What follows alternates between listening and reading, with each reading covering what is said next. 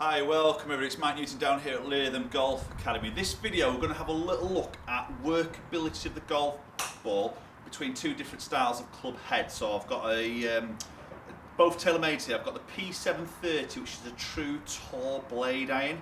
I'm going to put it against obviously their most game improvement iron, which is the CGB in the M series. So obviously very chunky, loads of technology, multi-material going on here, slots everywhere, and obviously a very forgiving golf club. So I'm maybe going to test here how easy, or maybe not, the case may be, to shape the ball with each of these clubs. So I'm going to hit a batch of shots with each club, same shaft, same length, same lie on the head, obviously just changing the heads over here, and see if it's easy to shape the ball with one particular style of club than the other. Now generally speaking, the blades are supposed to be a little bit easy to sort of shape for the better player who may want to look to fade the ball in, draw the ball in, hit it lower, hit it higher.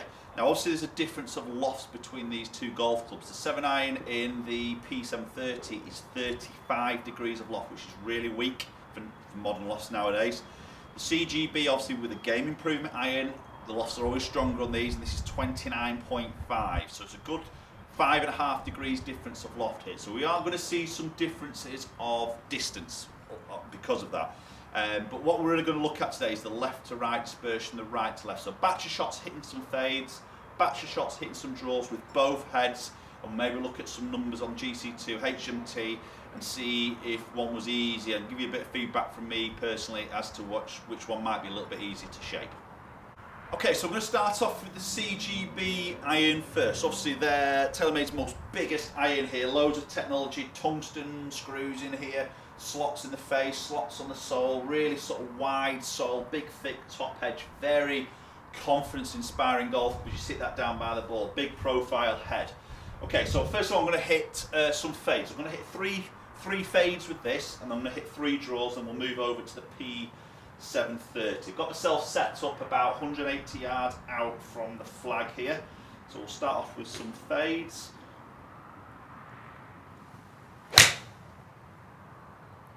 Okay, that's a good strike there, great strike in fact. Didn't really see that move back there. Now if I'm going to be brutally honest, the fade with an iron is a little bit of a harder shot for me to play than probably would be with a sort of draw, so it isn't in my sort of comfort zones here in a way. This is probably a shot that I wouldn't be massively confident in playing out on the golf course.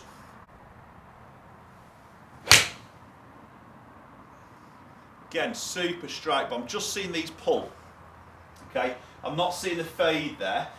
Now, again, obviously what we see with the more game improvement iron is quite a bit of offset in the head. Now we know offset is something that will reduce the chances of the face being delivered more open. Now also to hit a fade, I need to hold that face a little bit more open to my path to create that actual fade. These are actually drawing, but they're starting left and drawing left, so I'm clearly getting my path working a little bit left here, but I'm struggling to leave this club face a little bit open. And I know that's a little bit more probably me, but the club isn't really helping me to do that. I'm going to try and really hold this club face off here. Let's see if I can really get one going left to right. Okay, so noticeably higher flight there. Again, great strike. Yeah, that's flown a lot. That's gone miles. I mean, I'm guessing there's going to be a lot of spin on these. But that was, yeah, that had a smidge of fade on that, but that felt like a really big effort to do that. Okay, so now I'm going to switch over, keep obviously the same head, same club, CGB, but I'm going to hit some draws here now. I'm just going to change the ball flight colour over.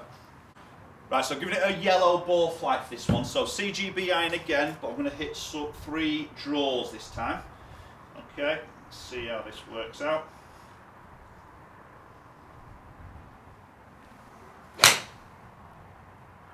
Okay, it wasn't the best of strikes that, just pushed that fraction, literally a fraction. Yeah, it's hitting the green there. I think that had a smidge of draw there. The strike let me down a little bit on that one, to be honest.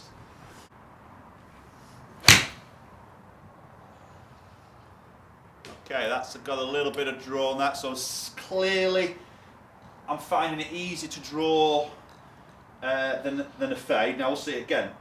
I prefer, or I find it easier to hit a draw shape with an iron than a fade.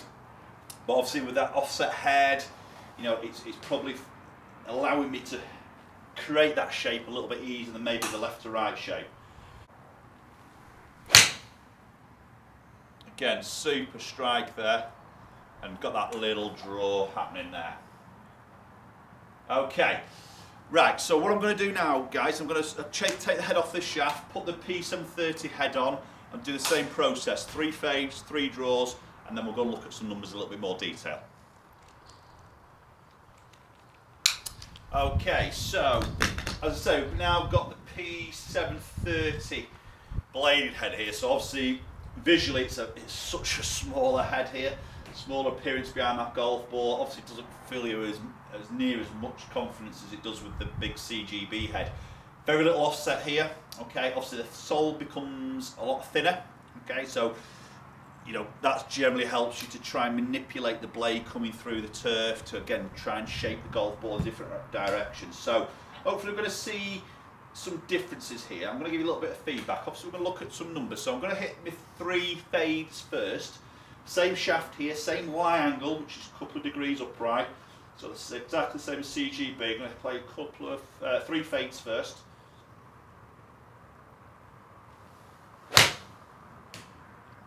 Okay, so noticeably higher ball flight there.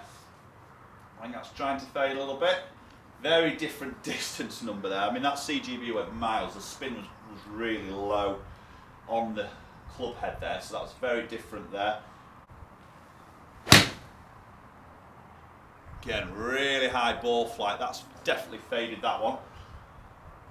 Hitting the green again, stopping very quickly. So we can clearly see here the loft differences are making a big difference to the spin number here. Okay, so that's obviously flighting it higher because of the more loft. I am getting some more shape on there. Now sometimes you could have the argument that the less lofted club, like say for instance if you go to driver, it's easy to actually shape it because of the spin axis can get tilted a lot easier with a less lofted golf club. But I think with the more lofted club here straight away, I've hit 2 fades quite easy there without really trying to feel like I've got to drag the club across it to actually get it to shape. So it feels a little bit easy to do that. Let's hit this last one, last fade shot. Okay, so that wasn't as good a strike there, but it's still fading there and it's still hitting that target. Yeah, it wasn't a great strike there, so the spin's dropped off a little bit on that one, but it's hit the target and it had a little bit of fade, visually to have a tiny bit. Yes, okay, so all 3 of those faded. Okay, so again, I'm going to change the ball flight trace to a different colour and then we'll hit some draws. Right, so I've now made it a blue ball flight trace here, so we're going to hit 3 draws with the P730. This first one hit.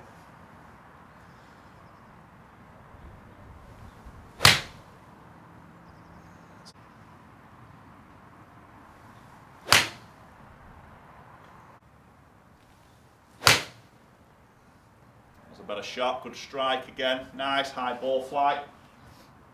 That's hitting the target very nicely again.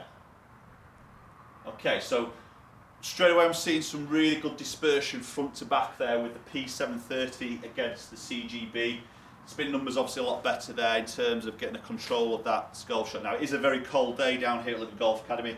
The balls are a little bit damp to be fair, so the spin numbers are probably going to be a little bit lower than maybe you would get normally. But more interested in this side spin here. So let's go and have a look at some numbers here now between CGB fade and draw and P730 fade and draw.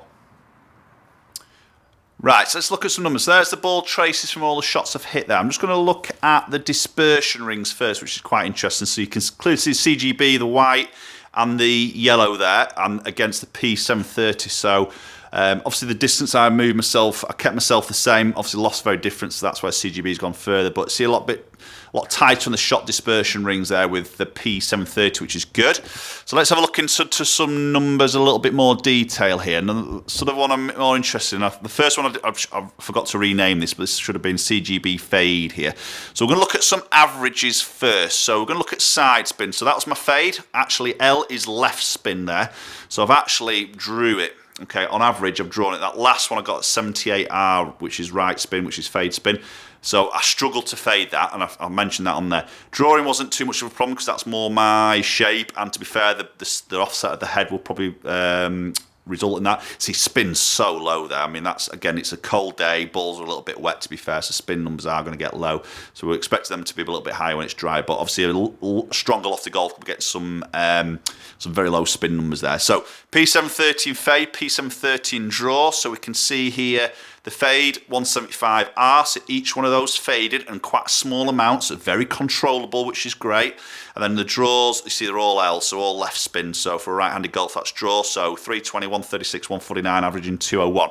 So very subtle and very controllable sort of numbers there, where definitely struggled with the CGB to fade it. No problems drawing it. If anything, maybe a little bit more aggressively on the draw.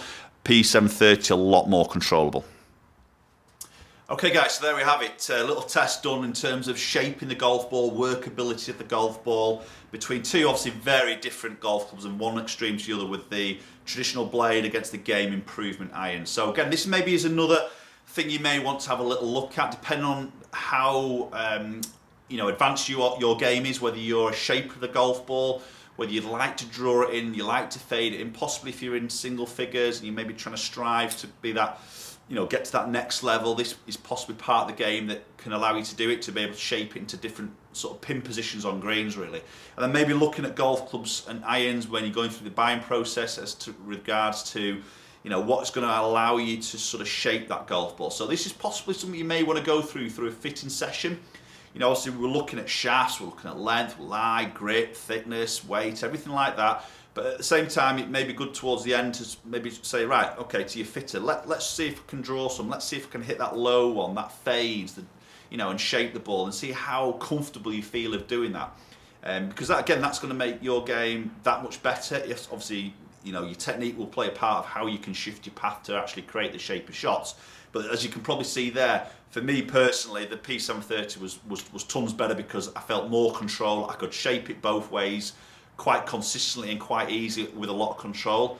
CGB, I struggled. I struggled definitely to fade it, which makes a lot of sense because they're generally a little bit more draw bias, the offset in the head, and that, obviously made it a struggle for me to fade the golf ball. Okay, so another interesting little test there for you guys.